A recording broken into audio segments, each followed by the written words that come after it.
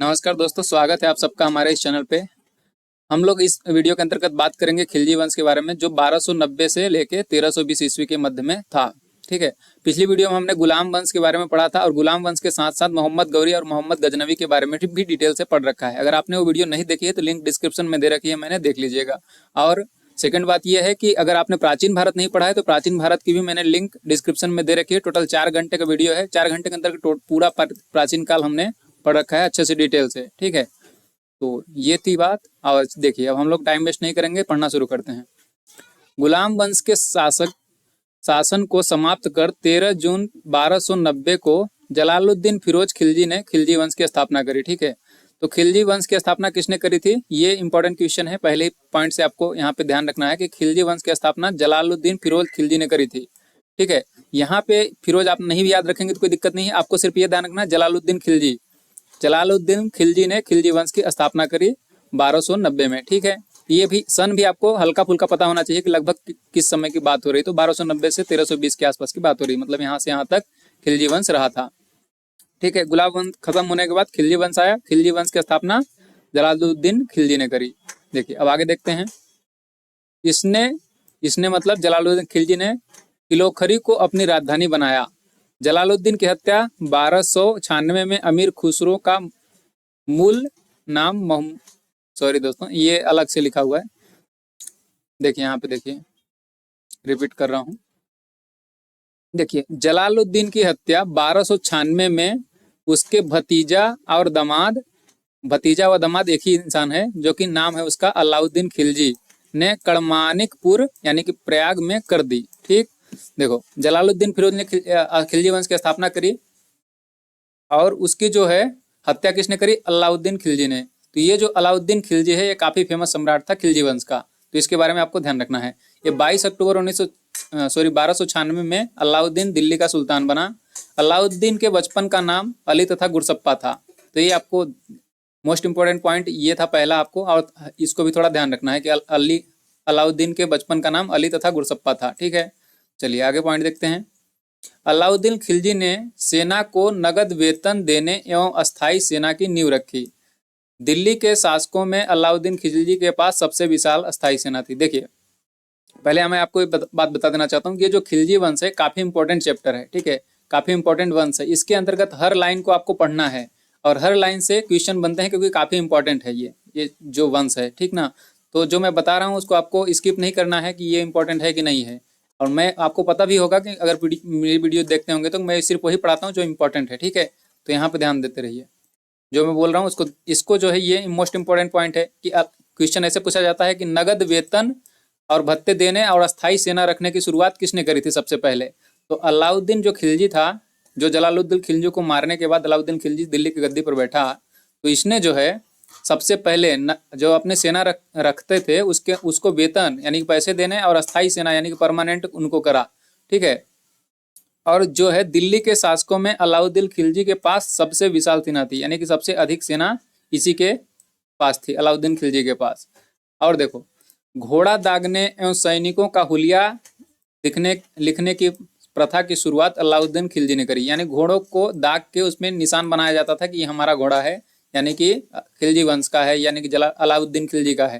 तो ये जो है सैनिकों को यूनिफॉर्म देने का एक ड्रेस देने का प्रॉपर, ताकि उन लोगों को पता चल सके कि ये हमारा सैनिक है।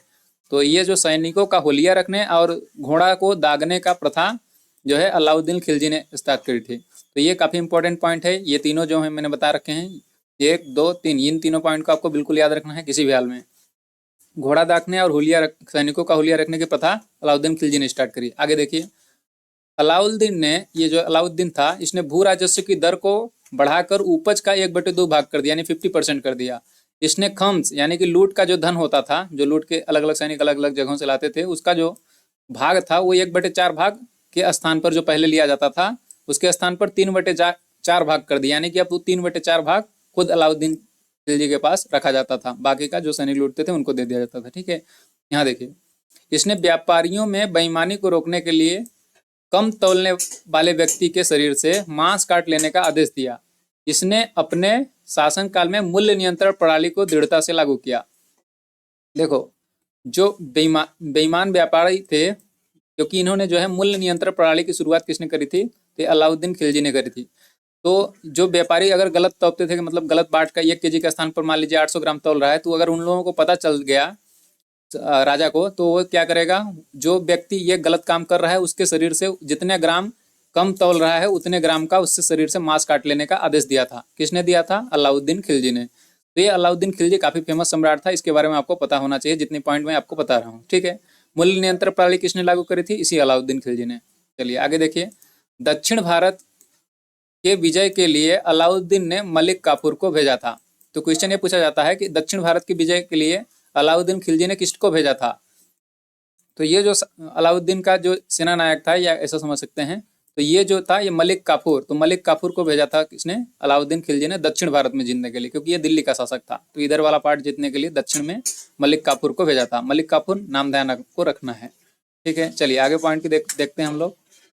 जमैयत खाना मस्जिद, अलाई दरवाजा और सीरी का किला व हजार खंभा महल का निर्माण अलाउद्दीन खिलजी ने करवाया। ये जो कुछ स्थान चीजें हैं जिसका निर्माण किसने करवाया, अलाउद्दीन खिलजी ने। तो आपको सिर्फ ऐसे फ्लो में 2-3 बार इसको बोल देना है, जमैयत खाना मस्जिद, अलाई दरवाजा, सीरी का किला और हजार खंभा महल, इनका निर्माण किसने करवाया, अलाउद्दीन खिलजी ने। जमैयत खाना मस्जिद, अलाई दरवाजा, सीरी का किला और हजार खंभा महल। ठीक है, और ये ध्यान रखिए कि ये जो सीरी नामक शहर किसने बसाया था, तो ये बलबन ने बसाया था। पिछली वीडियो में मैं बता चुका हूँ आपको। चलिए आगे देखते हैं। अलाई दरवाजा को इस्लामी वास्तुकला का रत्न कहा जाता है। अलाई दरवाजा को इस्लामी वास्तुकला का रत्न कहा जाता है। और अलाई दरवाजा को किसने बनाया था, ये अलाउद्दीन खिलजी ने बनवाया था। तो इसको इस तरह से ध्यान रख सकते हैं कि अलाउद्दीन खिलजी में भी अला है, तो यहाँ पे भी देखिए अला है, अलाई दरवाजा। ठीक है, इस तरह से देखिए। आगे पॉइंट देखिए, देवी अधिकार के सिद्धांत को अलाउद्दीन खिलजी ने चलाया था। सिकंदर ए सानी की उपाधि से स्वयं को अलाउद्दीन खिलजी ने विभूषित किया। ठीक है, सिकंदर ए सानी की उपाधि से स्वयं को किसने विभूषित किया था, यानी कि अपने आप को जो पदवी ली थी ये, तो ये किसने, कौन था, अलाउद्दीन खिलजी था। अलाउद्दीन ने मलिक याकूब को दीवान ए रियासत नियुक्त किया था। ठीक है, देखिए अलाउद्दीन ने जो मलिक याकूब थे इनको दीवान ए रियासत नियुक्त किया था। ये पॉइंट ध्यान रखना है। अलाउद्दीन द्वारा नियुक्त परवाना नवीश नामक अधिकारी वस्तुओं की परमिट जारी करता था। और साहना ए मंडी, यहाँ खाद्यान्नों की बिक्री हेतु लाया जाता था। मतलब बाजार था, एक मंडी थी जहाँ को खाद्यान्न, जो खाद्य सामग्री होती थी उसको बेचने के लिए लाया जाता था। और सराय ए अदल, यहाँ पर जो वस्त्र, कपड़े हो गए और शक्कर, जड़ी बूटी, इस तरह की जो चीजें थी, ये तेल सामग्रियां बेचने के लिए लाई जाती थी। तो ये दो प्रकार के मंडियां थी किसके शासनकाल में, अलाउद्दीन के शासनकाल में। और देखो, अलाउद्दीन खिलजी की आर्थिक नीति की व्यापक जानकारी जियाउद्दीन बरनी की कृति तारीख फिरोज शाही में मिलती है। ये जो तारीख फिरोज शाही है, फिरोज शाह के बारे में जीवनी है। इस तरह से इसको लिखा किसने है, यह बरनी ने लिखा है। ठीक है, जियाउद्दीन बरनी या फिर सिर्फ बरनी क्वेश्चन आता है, तो इसको आपको ध्यान रखना है। फिरोज शाही नामक तारीख फिरोज शाही नामक पुस्तक जो लिखी है, ये जियाउद्दीन बरनी ने लिखी है। ठीक है, और देखिए आगे, ये तो आपको पता ही होगा, रिहला नामक पुस्तक इब्न बतूता ने लिखी है। और अमीर खुसरो ने अजाइनुल फुतूह, तो ये आपको ध्यान नहीं रखना है, ये आप ध्यान रखिए। रिहला नामक पुस्तक इब्न बतूता ने लिखी है। ठीक है, और देखिए आप पढ़ेंगे आगे तो आपको पता चलता चलेगा। देखिए, मूल्य नियंत्रण को सफल बनाने में मुहतसिब मतलब सेंसर, जो नजर रखते थे वहाँ का, मतलब जैसे बाजार में मंडी जाके देखते थे कौन सही से तौल रहा है, गलत तौल रहा है, ये नाप तौल अधिकारी होता था नाजिर, की महत्वपूर्ण भूमिका थी। तो मूल्य नियंत्रण आपको मोटा हिसाब से आपको सिर्फ ये पता होना चाहिए कम से कम कि मूल्य नियंत्रण प्रणाली अलाउद्दीन खिलजी ने लागू करी थी। और इसके लिए उन्होंने, अगर कोई गलत नापता है तो जितना कम तौलता है उसने मांस काटने का आदेश भी अलाउद्दीन खिलजी ने दिया था। ठीक है, चलिए आगे पॉइंट को देखते हैं हम लोग। देखिए, अलाउद्दीन खिलजी की मृत्यु 5 जनवरी 1316 को हो गई। बना कब था ये, 1290 में, और 1316 में मृत्यु हो गई इसकी। अब जब अलाउद्दीन खिलजी मरा तो उसके जगह पे कुतुबुद्दीन मुबारक खिलजी 1316 में दिल्ली के सिंहासन पर बैठा। इसे जो है नग्न स्त्री पुरुष की संगति पसंद थी। तो क्वेश्चन ये पूछा जाता है कि इस मुगल काल यानी कि सल्तनत काल में, मुगल काल नहीं होगा, सल्तनत काल होगा, सल्तनत काल में किस शासक को नग्न स्त्री पुरुष की संगति पसंद थी। क्वेश्चन इस तरह से पूछा जाता है एसएससी का, तो इसको आपको ध्यान रखना है। तो ये जो था ये कुतुबुद्दीन मुबारक खिलजी था। ठीक है, समझ पा रहे हैं। अब आगे देखिए, मुबारक खिलजी कभी कभी राज दरबार में स्त्रियों का वस्त्र पहनकर आ जाता था। बरनी के अनुसार मुबारक खिलजी कभी कभी नग्न होकर दरबारियों के बीच दौड़ा करता था। तो इतना पॉइंट सुन के तो आपको यह नाम याद ही हो जाना चाहिए कि एक ऐसा कौन सा शासक था। तो ये कुतुबुद्दीन मुबारक खिलजी था। ठीक है, आगे देखते हैं हम लोग। तो ये पॉइंट आपको याद रखना है। इसको मैं क्विक रिवीजन करवा दूंगा लास्ट में, आपको टेंशन लेने की जरूरत बिल्कुल नहीं है। आप बस वीडियो को पूरा अंत तक साथ में देखते चलिए। ठीक है, लुसेंट को याद करने का कोई दूसरा तरीका नहीं है, बार बार रिपीट करके पढ़ना ही पड़ेगा, तभी याद होगा। आपको पता होगा अगर आप वीडियो मेरे देख रहे हैं तो पहले से भी आपको बहुत सारी चीज़ें याद भी हो चुकी होंगी अब तक। ठीक है, चलिए आगे देखते हैं। अब आगे हम लोग पढ़ेंगे यहाँ पे तुगलक वंश के बारे में। जैसे कि अभी हमारा कौन सा वंश चल रहा था, खिलजी वंश। गुलाम वंश हमने पढ़ चुके हैं, मोहम्मद गौरी भी पढ़ चुके हैं। अब देखिए तुगलक वंश के बारे में। ये तुगलक वंश जो है गुलाम वंश के जस्ट बाद आया। जैसे 1290 से 1320 के बीच में खिलजी वंश रहा, और खिलजी वंश के बाद 1320 से 1398 के आसपास का आपका जो था ये तुगलक वंश था। तो तुगलक वंश के बारे में हम लोग पढ़ते हैं। देखिए 5 सितंबर 1320 को खुसरो खां को पराजित करके गाजी मलिक या तुगलक गाजी गयासुद्दीन तुगलक के नाम से 8 सितंबर 1320 को दिल्ली के सिंहासन पर बैठा। तो इसमें आपको क्या समझ में आता है कि आपको ये बात ध्यान रखना है कि गयासुद्दीन तुगलक जो है, तुगलक वंश की स्थापना किसने करी, गयासुद्दीन तुगलक ने। ठीक है, गयासुद्दीन ने, इसका जो मूल नाम था ना ये गाजी मलिक था। ठीक है, गाजी मलिक मूल नाम था। ये गयासुद्दीन तुगलक के नाम से मेनली जाना जाता है, सब लोग क्वेश्चन भी इसी से पूछा जाता है, गयासुद्दीन तुगलक के नाम से। ठीक है, तो ये गयासुद्दीन ने अलाउद्दीन के समय में लिए गए अमीरों की भूमि को पुनः लौटा दिया। ये जो अलाउद्दीन था, देखिए यहाँ पे अलाउद्दीन ने क्या किया था कि खालसा भूमि जो थी, सॉरी ये जो पहले दान किए गए कुछ भूमि थी, जैसे कि कुछ राजाओं ने जो दान करके अलग अलग लोगों को दे दिया था, तो उसको भूमि को अपने अंदर फिर से अपने राज्य सरकार के अंतर्गत, मतलब जो भी अपने सरकारी भूमि के अंतर्गत शामिल कर लिया था। खालसा भूमि उसी को बोला जाता था जिसको राज्य मतलब यानी कि शासक यानी कि जो राजा के नियंत्रण की भूमि जो होती थी। ठीक है, तो उसने ये करा था, तो उसको जो है वापस किसने लौटा दिया, गयासुद्दीन तुगलक ने। काफी ज्यादा इंपॉर्टेंट पॉइंट नहीं है, आप ये बस सुनते रहिए। ठीक है, जो इंपॉर्टेंट होगा मैं उसको बता दूंगा आपको। देखिए इसने सिंचाई के लिए कुएं एवं नहरों का निर्माण करवाया। किसने, गयासुद्दीन तुगलक ने। ठीक है, संभवतः नहरों का निर्माण करने वाला गयासुद्दीन प्रथम शासक था। ये मोस्ट इंपॉर्टेंट पॉइंट है आपका, इसको आपको ध्यान रखना है। क्वेश्चन ये से पूछा जाता है कि नहरों का निर्माण कराने वाला प्रथम शासक कौन था, सिर्फ इतना ही। तो नहरों का निर्माण कराने वाला आपका प्रथम शासक कौन था, गयासुद्दीन तुगलक। तुगलक वंश का गयासुद्दीन तुगलक, नाम भी इनके मिलते जुलते रहते हैं। तो आपको जब नाम वहां पे दिया जाएगा एग्जाम में तो कंफ्यूज नहीं होइएगा, ध्यान रखना है। गयासुद्दीन जो तुगलक था, जो तुगलक वंश की स्थापना करी थी, इसी ने सबसे पहले नहरों का निर्माण कराया था कृषि के लिए। ठीक है, गयासुद्दीन तुगलक ने दिल्ली के समीप स्थित पहाड़ियों पर तुगलकाबाद नामक शहर बसाया। ठीक है, और रोमन शैली में निर्मित इस नगर में एक दुर्ग का भी निर्माण किया। इस दुर्ग को 56 कोट के नाम से भी जाना जाता है। तो आपको बस इतना ध्यान रखना है, 56 कोट, 56 कोट का निर्माण किसने करवाया था, तो ये गयासुद्दीन तुगलक ने ही करवाया था 56 कोट का। ठीक है, और पॉइंट देखिए आगे।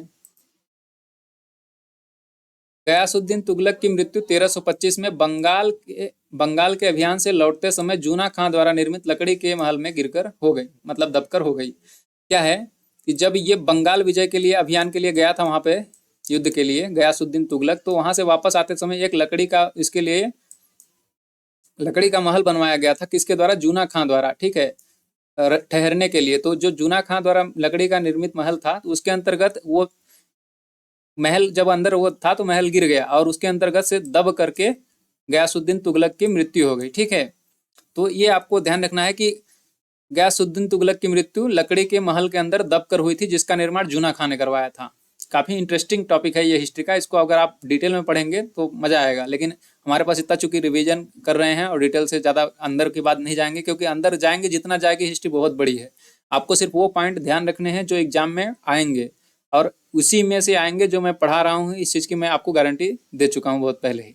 ठीक है, 5% अगर बहुत किस्मत खराब हुई तो अलग से आ सकता है, बाकी तो 95%, 99% मैं बोल सकता हूँ किसी में से आएगा जो मैं बोल रहा हूँ आपको। ठीक है, देखिए आगे देखिए।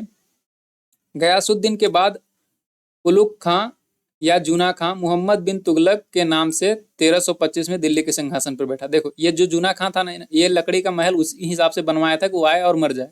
और उसका मृत्यु के बाद जस्ट जुना खान ने मोहम्मद बिन तुगलक के नाम से 1325 में दिल्ली की गद्दी पर बैठ गया। 1325 में गयासुद्दीन मरा, गयासुद्दीन के बाद कौन बैठ गया? मोहम्मद बिन तुगलक के नाम से। जुना खान का ये पूछा जाता है मोहम्मद बिन तुगलक का मूल नाम क्या था, तो ये जुना खान ही था। ठीक है, आगे देखिए, मध्यकालीन सभी सुल्तानों में मोहम्मद तुगलक सर्वाधिक शिक्षित एवं विद्वान योग्य व्यक्ति था। मोहम्मद बिन तुगलक को अपनी सनक भरी योजनाओं, क्रूर कृत्यों और दूसरे के सुख दुख के प्रति उपेक्षा भाव रखने के कारण स्वप्नशील, पागल और रक्त पिपासु कहा जाता है। ठीक है, तो यहाँ पे पॉइंट आपको ध्यान रखना है कि स्वप्नशील, पागल, रक्त पिपासु किसको कहा जाता है? मोहम्मद बिन तुगलक को, इसी मोहम्मद बिन तुगलक को जो जुना खां था। ठीक है, इसको क्यों बोला जाता था स्वप्नशील, पागल और रक्त पिपासु? क्योंकि ये लोगों को मतलब इसको मजा आता था, लोगों को मारने में या फिर उनका कुछ दर्द हो रहा है तो इसको मजा आता था। तो ये जो है खतरनाक था, ये भी मोहम्मद बिन तुगलक भी। तो इसको जो है पागल, स्वप्नशील, रक्त पिपासु, यानी कि जनता बिल्कुल पसंद नहीं करती थी इसको, तो इस कारण से इसको स्वप्नशील, पागल या रक्त पिपासु बोलती थी मोहम्मद बिन तुगलक को। ठीक है, आगे देखिए, मोहम्मद बिन तुगलक जो है इसने कृषि के विकास के लिए अमीर ए कोही नामक नवीन विभाग की स्थापना करी। तो क्वेश्चन ये भी पूछा जाता है अमीर ए कोही की स्थापना किसने करी थी? तो मोहम्मद बिन तुगलक ने करी थी। मोहम्मद बिन तुगलक ने अपनी राजधानी दिल्ली से देवगिरी में स्थानांतरित करी और इसका नाम दौलताबाद रखा। ठीक है, तो मोहम्मद बिन तुगलक ने अपनी राजधानी को दिल्ली से देवगिरी में स्थानांतरित करी और इसका नाम क्या रख दिया? दौलताबाद। आगे देखिए, मोहम्मद बिन तुगलक ने अपने प्रत्येक मलिक के सम्मान में 2 पोशाक दिया करता था, एक जाड़े में और एक दूसरा गर्मी में। ये कोई इंपॉर्टेंट पॉइंट नहीं है, आप यहाँ पे ध्यान रखिए। एडवर्ड थॉमस ने मोहम्मद बिन तुगलक को प्रिंस ऑफ मनियर्स की संज्ञा दी थी। किसने दी थी? एडवर्ड थॉमस ने। एडवर्ड थॉमस ने मोहम्मद बिन तुगलक को प्रिंस ऑफ मनियर्स की संज्ञा दी थी। ये जो वीडियो है इसको आप कान में हेडफोन लगा के बस सुनते जाइए। ठीक है, कहीं ना कहीं आपके कॉन्शियस माइंड में जाके सारी बातें स्टोर हो जाएंगी। अब टेंशन लेने की जरूरत नहीं कि मेरे को याद नहीं हो रहा है, क्या पढ़ रहा हूँ, कुछ नहीं समझ में नहीं आ रहा है, तो समझना नहीं है, बस आपको सुनते रहना है। ठीक है, आगे देखिए, अगर आप लूसेंट पढ़ रहे होंगे तो आपको क्लियर भी हो जा रहा होगा किस तरह से आप रिवाइज कर पा रहे हैं, कितनी चीज़ें आपको दिमाग में घुसती जा रही हैं फटाफट। ठीक है, इसलिए मैं थोड़ा स्पीड में भी इसको पढ़ा रहा हूँ। आगे देखिए, अफ्रीकी मोरक्को यात्री, ये जो मोरक्को यात्री था इब्न बतूता, जिसने रिहला नामक पुस्तक की रचना करी थी, ये लगभग 1333 में भारत आया और सुल्तान मतलब मोहम्मद बिन तुगलक, ये जो था मोहम्मद बिन तुगलक ने इसकी विद्वता से प्रभावित होकर, इब्न बतूता के विद्वता से प्रभावित होकर दिल्ली का काजी नियुक्त किया। ठीक है, 1342 में मोहम्मद बिन तुगलक ने इसे अपने राजदूत के रूप में चीन भेज दिया। यहाँ से काफी इंपॉर्टेंट क्वेश्चन पूछा जाता है कि मोहम्मद बिन तुगलक ने किसको दिल्ली का काजी नियुक्त किया था? काजी का मतलब है न्यायाधीश, ठीक ना, न्यायाधीश एक तरह का। तो दिल्ली का काजी नियुक्त किया गया था इब्न बतूता को। इब्न बतूता एक मोरक्को यात्री था जो भारत की यात्रा पर आया था और इसने रिहला या रेहला नामक पुस्तक लिखी थी। ठीक है, तो ये आपको ध्यान रखना है।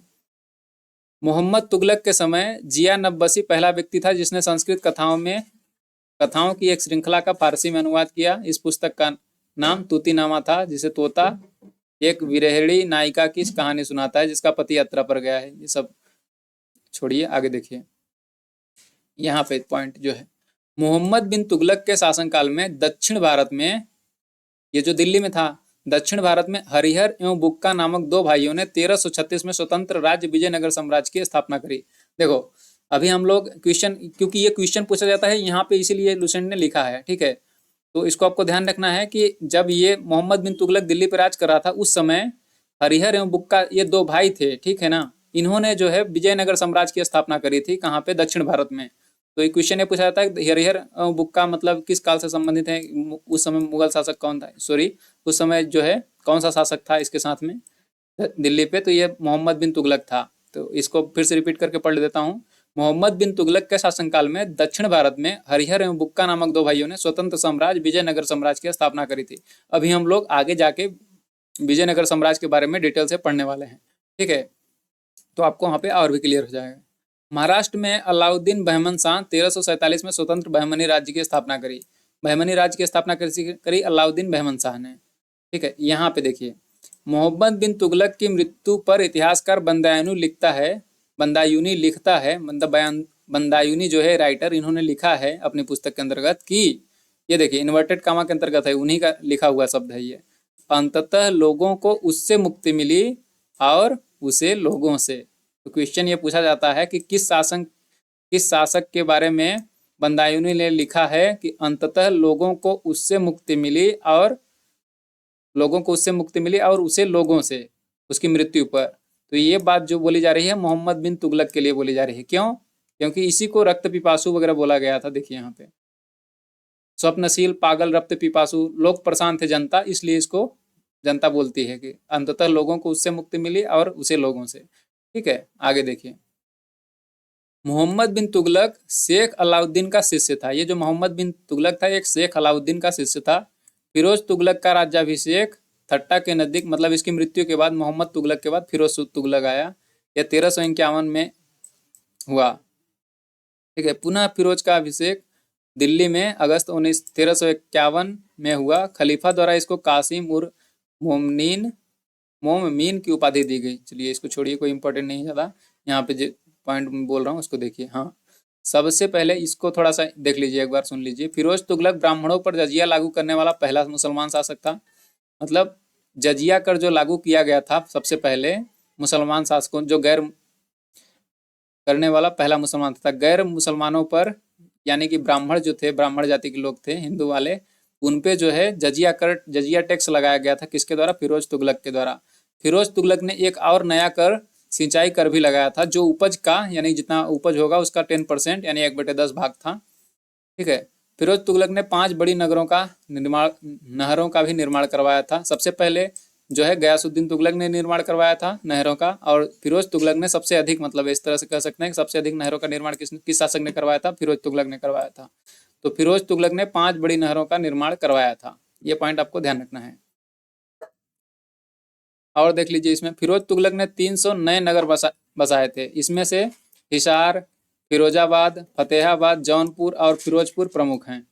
इसके शासनकाल मतलब फिरोज तुगलक के शासनकाल में टोपरा का अभिलेख आपको पता होगा, मेरठ का अभिलेख, इन दोनों अभिलेखों को जो अशोक ने बनवाया था मेरठ में और टोपरा में, इन दोनों अभिलेखों को, स्तंभ लेखों को दिल्ली में लाकर के स्थापित करवाया था। किसने करवाया था?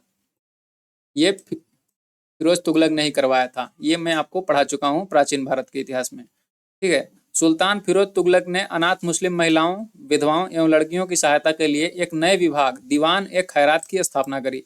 तो दीवान ए खैरात की स्थापना किसने करी थी? ये क्वेश्चन की पूछा जाता है। तो इसको स्थापना करी थी फिरोज तुगलक ने।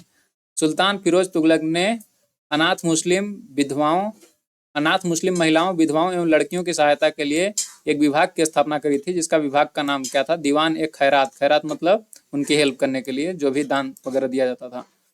तो दीवान ए खैरात की स्थापना फिरोज तुगलक ने करी। सल्तनत कालीन सुल्तानों के शासनकाल में सबसे अधिक दासों की संख्या फिरोज तुगलक के समय में ही थी। दास क्या होते थे? दास आपको पता होगा दास क्या होते हैं। दास वही दासी। तो सबसे अधिक दास रखने वाला शासक कौन था? यही शासक था। कौन? फिरोज तुगलक। ठीक है, ये लगभग 1,80,000 के आसपास दास रखा हुआ था फिरोज तुगलक अपने समय में। दासों की देखभाल करने के लिए फिरोज तुगलक ने एक नए विभाग दीवान ए बंदगान की स्थापना करी थी। दीवान ए बंदगान की स्थापना किसने करी थी? फिरोज तुगलक ने करी थी। और देखिए, इसने सैन्य पदों को वंशानुगत बना दिया। इसकी आत्मकथा फतुहात ए फिरोज शाही की रचना की। इसने अपनी जो आत्मकथा है फतुहात ए फिरोज शाही की रचना की। ठीक है, तो इसने जो है अपने आत्मकथा फतुहात ए फिरोज शाही की रचना करी।